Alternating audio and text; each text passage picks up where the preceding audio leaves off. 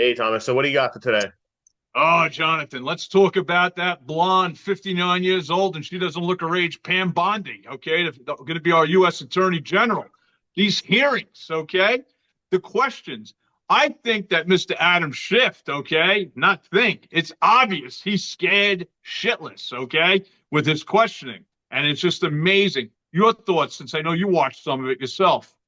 I mean, listen, I watched that one. I watched a few of them, and quite honestly, a lot of the questions that I mean, they go after the people and who they are and what they've done, years before. And I get they're trying to get like a character of who they are and what they believe in and what they stand for.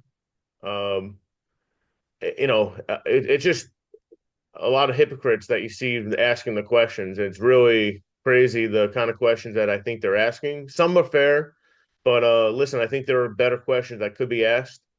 Mhm. And I guess I wish I don't recall watching them last time around when Biden was getting in, but I'm curious to see how those questions went. I'm going to pay a little more attention going forward every time we get a new one in office. I got you. Well, the thing is, it's funny because Adam Schiff, he kept on the point, hey, if the president directs you, are you going to decide to go after somebody and indict them? Because he knows he's wrong, especially when he did all the Russian hoax and Ukrainian hoax crap, and he was all aboard with that. Now he's sitting in the U.S. Senate seat. He's one of 100 people that have that position. The guy is scared shitless. And then there was another guy questioned yesterday, I forgot his name, and he was doing the same thing, but in a different way, a roundabout way, to Pam Bondi and trying to be Um, a little she bit did a more she did a good candid. job. Oh, she did a phenomenal job. She did, she Okay. was like, I'm not gonna answer hypothetical questions because, I mean, they're just trying to see where she stands, and Oh, that uh, dude, they're baiting her. They're baiting her. That's what they're doing. And she's smart. She's smart. She's showing that, hey, I'm not going to be baited. And like you said, hypothetical. I'm not going to answer that. I mean, listen, it's ironic, right? Because the whole entire time that President Biden's been in office, it was all just going after people, going after his political opponent, not using the Justice Department to do things like that, and now that everything's turned, now everyone's scared because they know that it could and should go after them. But I mean, she made it pretty clear that her job isn't to get revenge; it's to hold the justice, people up to justice. And I think that's what it always should be, right? I mean, especially people in those Yeah. positions, they should be held to a higher standard. They're the law. Hmm. They shouldn't Hmm. be, breaking the law. I never understand how all these people in Congress are making whatever it may be, 100,000, $180,000, and they're all living in 20, $30 million homes. Not all of them, but So a lot yeah, of them. and you know what? The net worth going in, what's it going in? What's the net worth going out when they leave, 20 years from then? It's all Yeah, insider trading. It's a game. And we, the people of this country, are being used as pawns and fools. That's what it comes down to. yeah.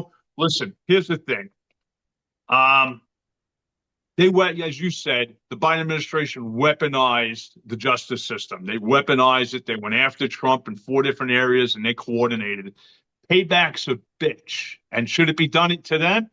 What should be done to them? Adam Schiff should be held accountable. Okay, he should be arrested for treason because he's an instigator, and whoever else follows in that suit with them. Bottom line, you can't have this. These are Marxists. These are communists within our own government. That's the problem. It's funny because I remember when Trump and Hillary were going after each other. They were in 2016. Yeah, lock her And up, lock her up. one of the things, right, right. One of the things, and then they were saying how terrible it is that he was saying that and trying to do that. And then look what happened. Like the almost the entire presidential, the 4 years that Trump was in, they were impeaching him from like day one pretty much, and they've never stopped. And then they found an angle to get him, and they got him, and then it went away. But um, it's not the way it has been in the past, and we shouldn't be running those games, and we need. It's this is a cancer. Trump is not a politician. They needed to stop him because of Agenda 2030. Okay. That's the problem. The rest of the Western world's aboard with that. He threw a wrench in their spokes in regards to that back in 2017 when he got in. And they were looking to impeach him even before he was sworn in on January 20th in 2017. And that's what they were looking to do. They were planning this all out because they lost and they got surprised they lost. This time around, it was a landslide. Americans tired of all this stuff. They're tired of the DEI and all that crap and all the bullshit that this government does. Really, bottom line. Listen, we Yeah. can go on for hours and hours and hours, and I can break out the bottle of tequila. All right. Listen, thumbs up, hit that like and subscribe. Thanks for listening. Take care.